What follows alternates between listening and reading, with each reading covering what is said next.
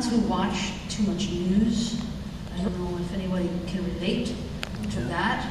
As a professor of sociology, though, I have to try to at least stay in this century and figure out like what's going on in current events. So from time to time, we will watch what's going on in the news. And so I don't know if you saw recently something that occurred this past week with a 20-year-old man named Michael Hill, who had suffered from mental illness and had entered the McNair Discovery Learning Academy in Decatur, Georgia. Does everybody know what I'm talking about? Oh, some of you? Anyway, he was armed with an AK-47, and he was planning a massacre. He was planning yet another school shooting. And this is one of the reasons why I try to avoid watching the news, is because it seems as though every time you turn on the news, there's some tragic, violent thing that is beyond our imagination, you know? But this is a good story. This is a great story. This is a magical story, because there was a bookkeeper there by the name of Antoinette Tuff, and even though she was scheduled not to be there that day, like literally she wasn't supposed to be working that day, and she had changed her shift with someone else, she was able, through her compassion and through her understanding and through her love, shift what was about to happen.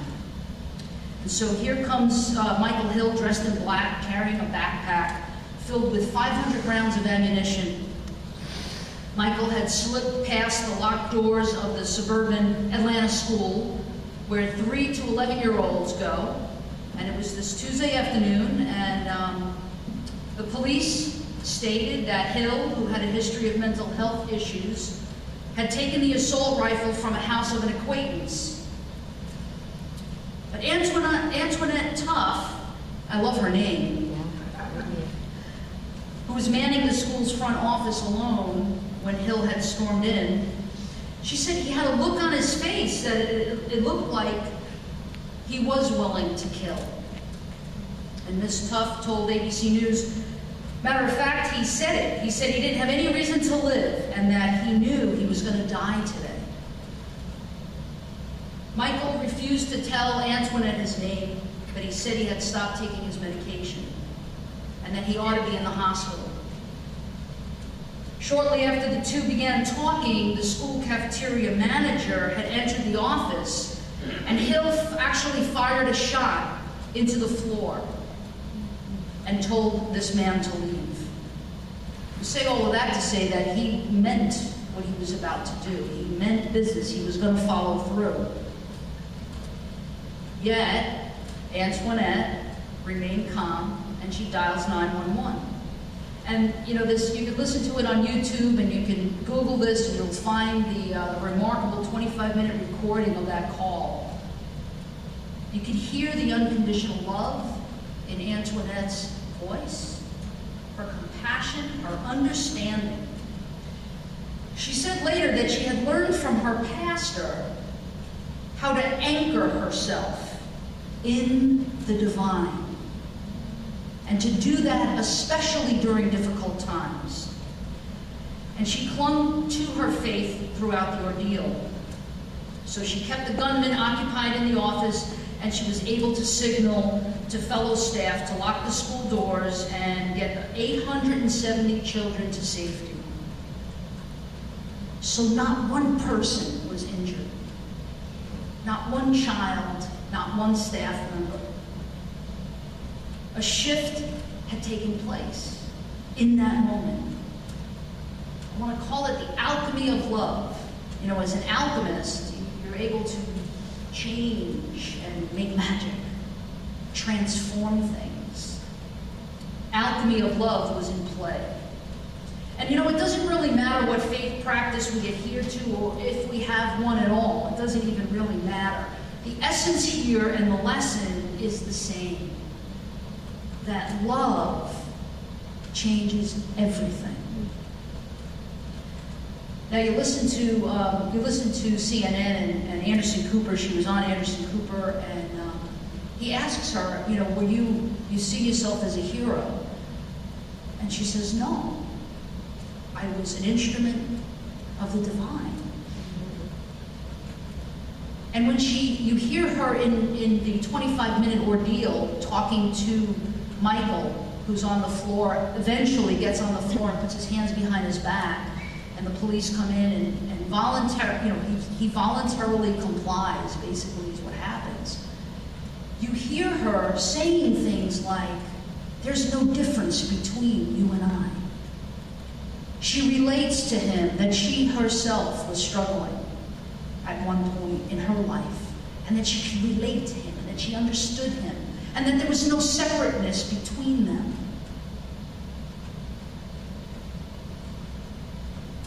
The great master Jesus said that the greatest commandment was to love. In the Hindu Vedas, we hear this talk about bhakti, divine love, and karma yoga, which is the path of service to others. The Buddhist and the Jain sutras also inspire us constantly about compassion. And in the Sufi tradition, which is the mystical aspect of Islam, we hear divine love talked about as the transformation of the heart. And at the level of the soul, not the body, but the soul, we're not caught in the limitation of duality. So that there's no separateness, but we experience a merging and a melting of the heart where there is no duality, only an increasing depth of oneness. This is what Antoinette, why do I have trouble with her name? Antoinette, right? Yeah. Antoinette Tough did. She saw past the illusion of separateness. You know, I love that song, I Have a Friend in God. I do love it, it's very catchy. And God is my friend. The divine is my friend. But if we go a step further and realize that we are God, that God is us, I am, the great I am, that the soul is made up of the same exact ingredients and substance of the divine, then there's no duality. Then there's no me and God. There's no me and you. Only in names and forms, only in our physical realm, not in our soul essence. So I think that's what Antoinette saw. I think she recognized the oneness. She recognized there was no separateness between her and Michael. You know, Michael can be certainly seen as a monster.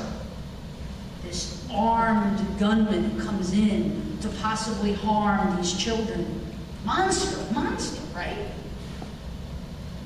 I don't know if we want to invite him into our house, right? That's human to feel that way. Antoinette seemed to have spirit vision. She seemed to be able to see beyond the veil. She was able somehow to see beyond all of the physical form. She saw that there was no duality, no separateness, no difference between her and Michael. Only the circumstances of the story were different between her as the bookkeeper that day and Michael, who was suffering. At the level of the soul, they were the same. The fulfillment of love in its highest form lies in the divine communion with our realization of the divine self.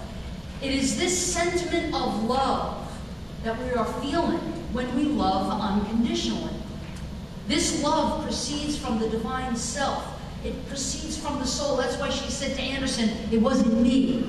It wasn't me. It was the divine working through me. Because I don't know about you. Listen, come and live with me for a little while. Like about 20 minutes before service, I'm in the car with my partner and I'm bickering a little bit. You know, I don't have this thing. I'm not a Jesus lizard. I don't walk on water, right? You know what a Jesus lizard is, right? No. But when I allow divine to work through me, magic. When I separate from ego and I'm not operating from ego self, because ego self sees everything separate. It sees everything in duality. It sees everything as me and you, this and that, separateness.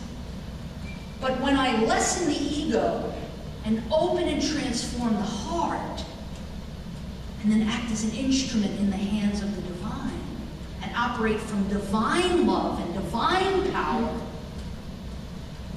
magic, alchemy, the shift then happens. Now we could call, this divine God, call it one power, call it source, Allah, Brahman, the I am. It doesn't matter what we call it. Only matters that we experience it and that we recognize it. This energy that comes from source, that is connected and part of all that is exactly what Antoinette Tuff was talking about when she said to Anderson, I was allowing the divine to work through me. So what if we recognized that this essence is actually love? So that the essence is love. We've heard this expression before, God is love. That energy, that light, is love. Would it be possible that we could change the world if we tapped into that? Even in this world of ours with so much sadness and desperation and destruction and pain, I don't think that Antoinette is unique. Bless her heart. Wonderful. Amazing story. Love it. Great. But we can do that. We can do that, and we don't have to necessarily be on Anderson Cooper either.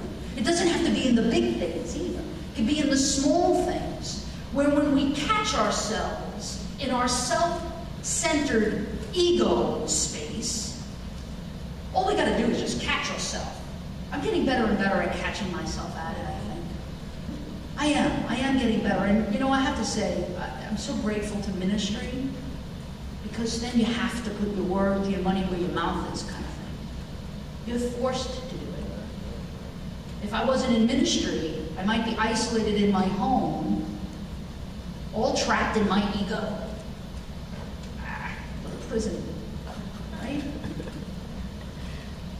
Antoinette Tuff helped to shift the energy of violence that day. Love changed everything. She shared with Michael, the gunman, that she understood him, and that she herself had struggled with darkness.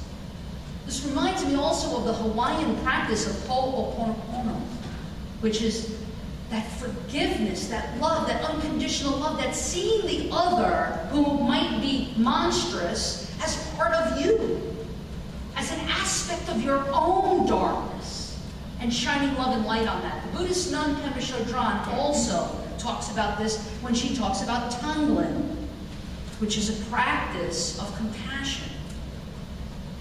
That we can take the pain we see in others and send out love and light to them. Last night, or the night before, Chris was also reminding me about the 100th monkey.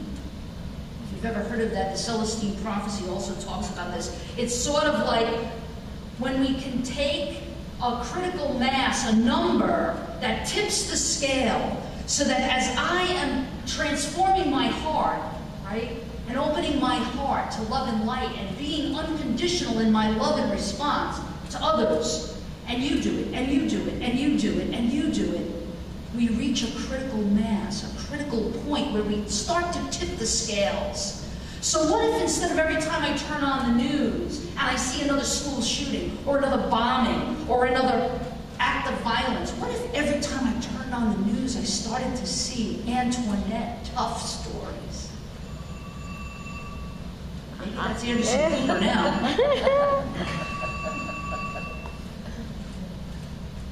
Hello? God? I'm here. I'm ready. Love can transform us. I love cartoons. I always talk about it. And, in Despicable Me, did you see it? I keep on promoting this. Despicable Me. I don't have stock in Universal or Disney. However, the movie Despicable Me, there's this terrible monster, this terrible villain. His name is Gru, and he changes. He is transformed, and he's transformed through love. And so is the Grinch. You ever see the Grinch? And his heart, that was so small and filled with ice, begins to melt, and it starts to grow. That's the Sufi transformation of the heart. You know, the scripture, in the Christian scriptures, in the letter from Paul to the Corinthians, I love this scripture verse. It's all about love. I could speak in the tongues of angels, and we know some people who can do that, but have not love. You know what I am? I'm a noisy gong or a clanging cymbal. I can have prophetic powers, and we know some people who do. We can understand all mysteries. We can have faith that can move mountains, but if we don't have love, what have we got? We've got nothing. I can give everything away that I have to the poor. I could give my body up to be burned, but if I have not love, I gain nothing.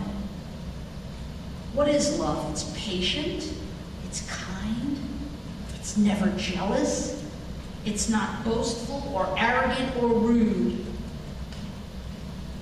I start reading that and I start immediately feeling guilt. I don't know about you, right? That must be the old Catholic in me, right? I want to be the opposite of these things. I want to be the opposite of jealous and boastful and arrogant and rude. Love doesn't insist on its own way. It's not irritable. It's not resentful. It doesn't rejoice in wrong, it rejoices in the right.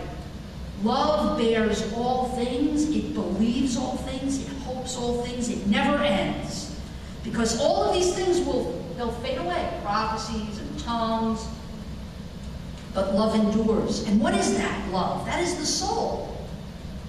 That's why we talk about Sat Chit Ananda, right? Existence, knowledge, and bliss. This essence of my soul, which is the same ingredients as source. I am that. Not this I am. This is going to fade away. But what's going to remain and what's going to endure is that light, which is love. That divine love is the transformation of the heart. It begins at the level of the soul, where we are not caught in the limitation of separateness or duality. We can really do this. I can really do this. It's not about going and getting a certificate in this, or going to a class and getting this. It's just about remembering. It's all about remembering who we really are at our core, at the level of our soul. And then the alchemy of love will shift our consciousness from darkness to light, from ignorance to enlightenment, and from despair to everlasting peace.